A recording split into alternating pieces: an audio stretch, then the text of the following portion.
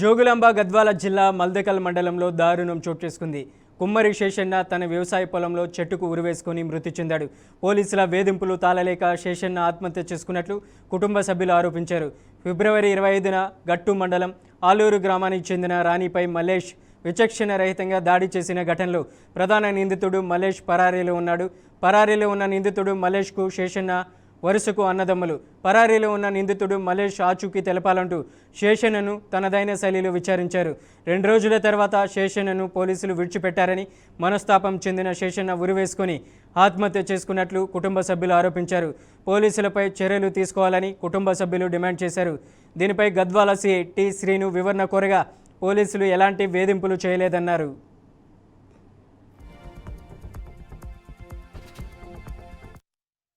బొగును వేసుకుని వచ్చి రావడమే ఇట్లా పట్టినారు గల్ల. వాడికి వచ్చి 15 దినాలు జ్వరం వచ్చింది సార్. జ్వరం వస్తే ఇడుసు జ్వరం వచ్చేది పిల్లగాడు అల్లిపోయినాడు. ఈడ గదగద అడుగుతున్నాడు. అన్నగా ఉండి లే సార్ ఇడు సార్ జ్వరం వచ్చిందంటే అవసరమే లేదు అడగాకు అక్కడ ఎస్ఐ కాడ వచ్చి మాట్లాడదు అండి. అన్న కూడా మందేల ముగబర్లు కానీ ఊగ ఏం లేని కూడా ఆయన ఎవరేమన్నా లేదు. ఊగ పట్టుకుంటూ వేసుకుంటూ పోయి మామి వెంటనే 2 కూటర్లు వేసుకొని పోయి గట్టుకు పోయి తెల్లవారులే 10-11 అయినా సారు 11 అప్పుడు గట్టుకు పోతే గట్ల లేరు. మళ్ళీ ఈడకు అయితే రాలేదు. ఆడేమవుతుంది ఊక పట్టుకపోయింటారు కదా, ఊక కూసబెడతారని మా ధైర్యం చేసి పొద్దునేకి వచ్చినాం. మళ్ళీ ఈడకి పొద్దునేకి వచ్చి సారు ఎవరు నువ్వే కదా సార్ పట్టుకొచ్చినది, పిల్లగారు మాకమ్మా చూస్తే మొబ్బులు అల్లిపోయినా సార్ అని నన్ను అన్న. అంటే హైదరాబాద్లో తోలుకుపోయినారు నిన్నవున్నారు నీ కొడుకు అసలే లేడు ఆయన. పొద్దున పోయి కూర్చొని పైన చూస్తాం పిల్లగాడు వనవాసం అంటే సరేలని ఆడకే సంతోషాలు పట్టుకుంటే ఊగ పట్టుకొని పోతాను అనుకున్నాం.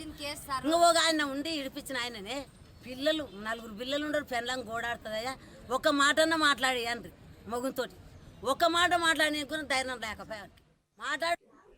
ఈరోజు ఉదయం 10 గంటల సమయంలో మల్దకల్ పోలీస్ స్టేషన్కి ఒక ఇన్ఫర్మేషన్ రావడం జరిగింది. దీంట్లో శేషన్ అనే వ్యక్తి మల్దకల్లా అవుట్కట్స్లో వ్యవసాయ పొలం దగ్గర చెట్టు కూర వేసుకుని ఆత్మహత్య చేసుకున్నాడు అని మనకి రైల్వే కాల్ వస్తే పోలీసు ఇమీడియట్గా వెళ్ళడం జరిగింది. అక్కడికి పాడి మార్చులకు షిఫ్ట్ చేసినాం.